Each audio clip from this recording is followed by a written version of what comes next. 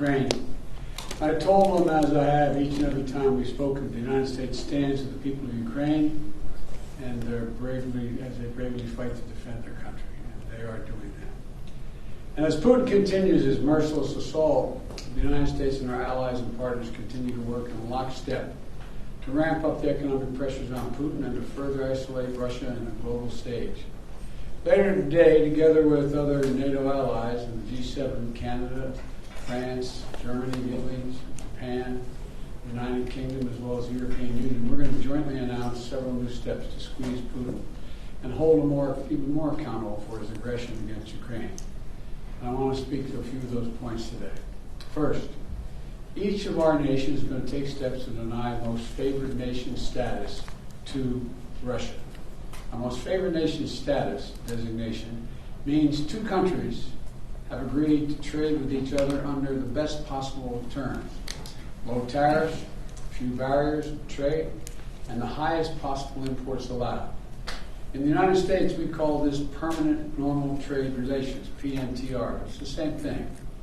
Revoking PNTR for Russia is going to make it harder for Russia to do business with the United States. And doing it in unison with other nations to make up half of the global economy will be another crushing blow to the Russian economy. It's already suffering very badly from our sanctions. And I want to thank Speaker Pelosi, Leader McCarthy, Leader Schumer, and McConnell, and Senators Wyden and Crapo, Representatives Neal and Brady, for their bipartisan leadership on this in the Congress. I would like to offer a special thanks to Speaker Pelosi, who's been a strong advocate for revoking PNTR and who agreed to hold off on that in the House until I could line up all of our key allies to keep us in complete unison. Unity among our allies is critically important, as you all know, from my perspective. Many issues divide us in Washington, but standing for democracy in Ukraine, pushing Russia's aggression, should not be one of those issues. The free world is coming together to confront Putin. Our two parties here at home are leading the way. With that bipartisan cooperation, I'm looking forward to signing into law the bill revoking PNTR, which is, again, most people think of it as most favored nation status.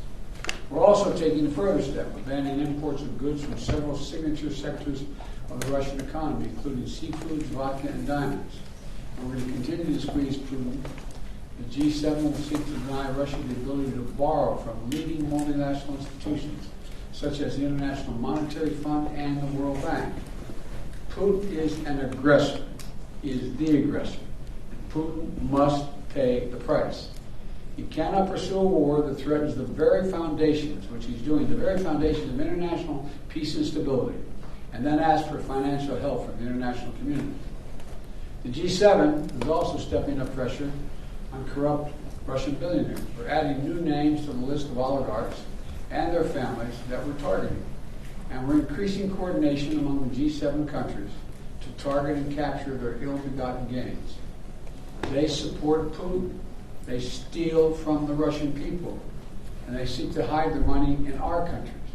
They're part of that kleptocracy that exists in Moscow.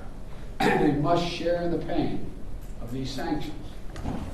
And while we're going after these super yachts and the vacation homes and for hundreds of millions of dollars, we're also going to make it harder for them to buy high-end products manufactured in our country.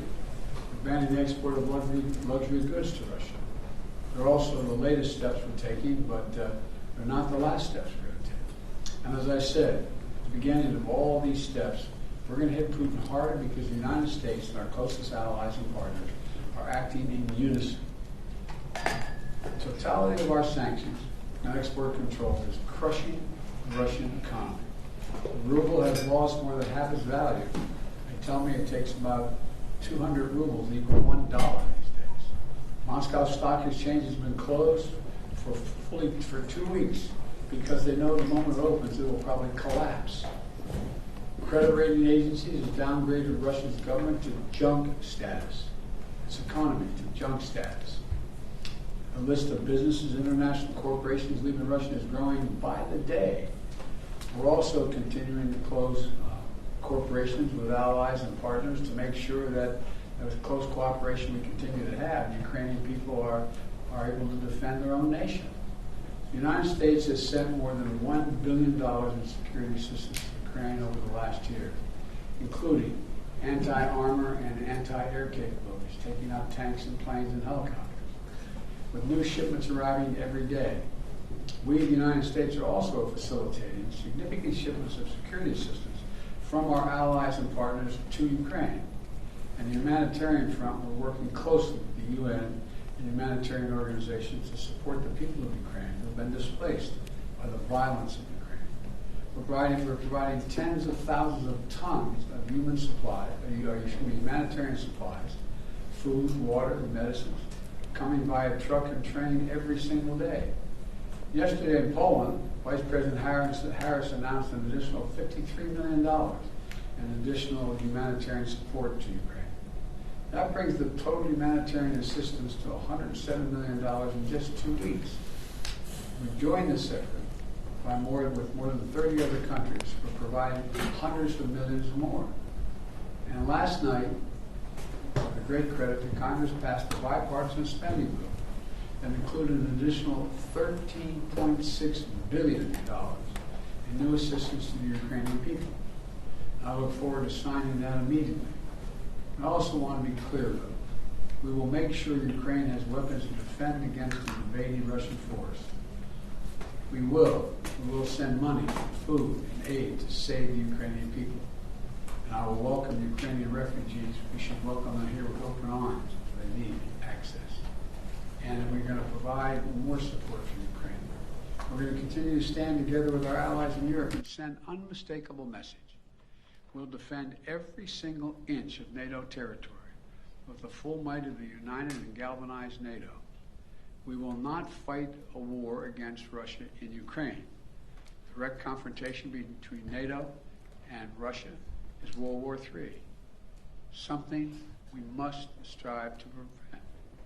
But we already know Putin's war against Ukraine will never be a victory. He hoped to dominate Ukraine without a fight. He failed.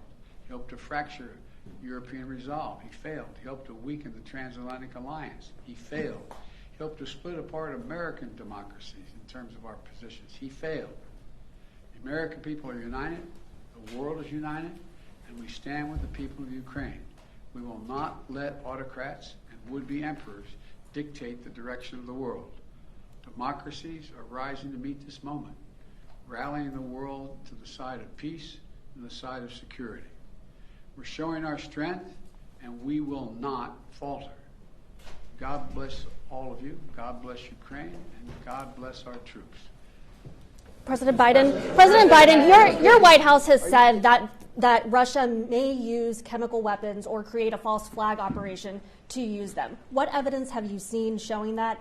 And would the U.S. have a military response if Putin does launch a chemical weapons attack? I'm not going to speak about the intelligence, but Russia would pay a severe price if they use chemical weapons. Would the U.S.